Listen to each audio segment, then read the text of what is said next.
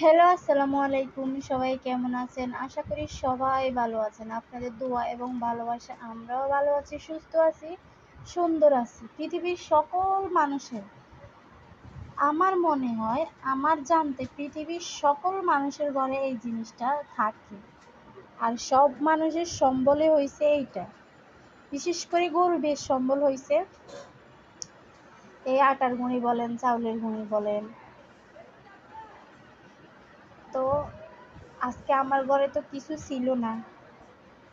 বোনের আনা আটা কিছুটা ছিল, তা দিয়ে 5টা রুটি হয়েছে। এখানে 4টা রুটি আর এখানে একটা রুটি, 5টা রুটি হয়েছে। বোনে আসার সময় গুঁড়িও নিয়ে আইছে, আটার গুঁড়ি। তো আজকে শেষ।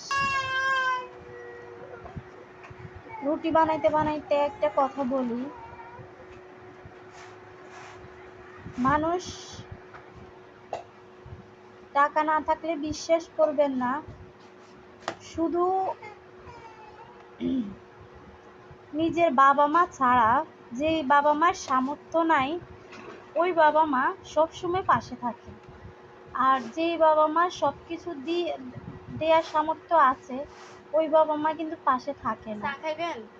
আল্লাহর রহমতে আমারও এই দিন থাকবে না, হয়তোবা কোনো না কোনো সময় আমার এই দিন চলে যাবে, অন্ধকার শেষ হয়ে আলো ফিরে আসবে। তো সবাই দোয়া করবেন।